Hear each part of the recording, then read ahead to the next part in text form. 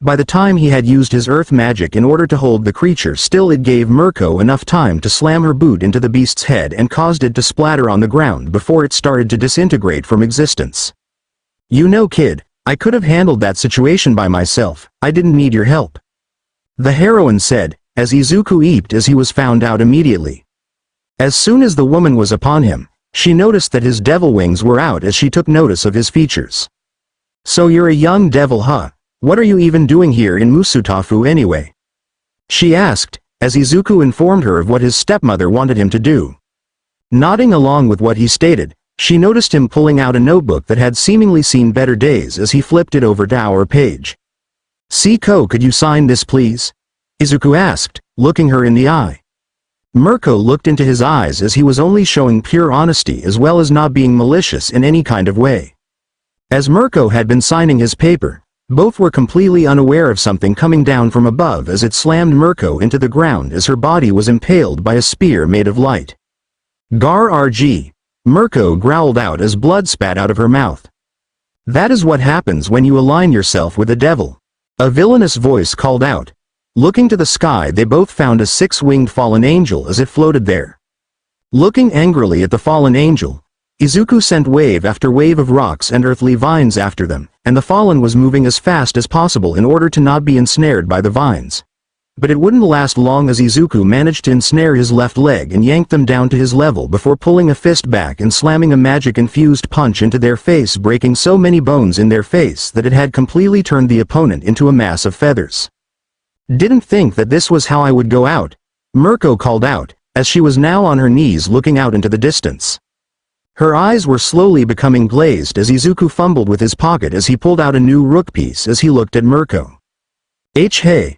Stay awake Mirko-san. If you can hear me twitch your left hand," Izuku said, as the heroine had started off into the distance as her left hand twitched slightly. "Oh okay, I have a way to save you.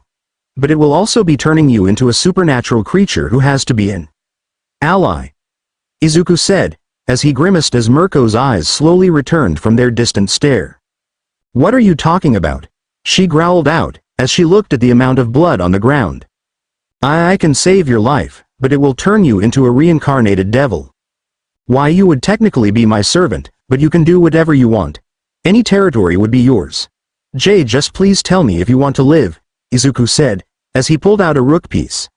"This better not be a prank, otherwise I will be kicking your ass," she said, before passing out. As soon as his body hit the ground, Izuku panicked as he placed the rook piece on her chest and said his incantation. "In the name of Izuku Halfus, I resurrect you from the dead, Mirko. Live for me, and for yourself. Become the best hero you can be without having to rely on others," Izuku called out as the evil piece had started to glow before it entered the woman's body. But just as soon as it was entering her body, Izuku caught the glow brighten even more as the piece became a mutation piece in that moment to turn her. As soon as the glow died down, Izuku looked at his surroundings as he made sure that she was fine. Looking for Mirko's agency within Musutafu, he found it soon after knocking on the door. "Mirko-san. What in the world happened? Who are you, brat?" the receptionist asked angrily. "I am just a bystander who found her bleeding out. I just managed to heal her enough to where she could survive. See, could you place her on something to rest?" Izuku asked, as the receptionist had nodded along. Her anger was now long gone as she went into caring for her boss as they placed her on a bed inside her main room. As soon as that happened, the receptionist had tried to get him out of the place as Izuku told her that he needed to be nearby so that she wouldn't cause mayhem on accident because him healing her could have some unknown side effects. The receptionist had been very lenient by stating that she would be outside the room if he did anything wrong to her unconscious body and that she would know. Nodding quickly, Izuku placed himself on the other side of the room from Mirko as the woman continued to snore softly. He had even sent a text to Miki as he informed her that he would be late because he had to save a heroine from an early grave.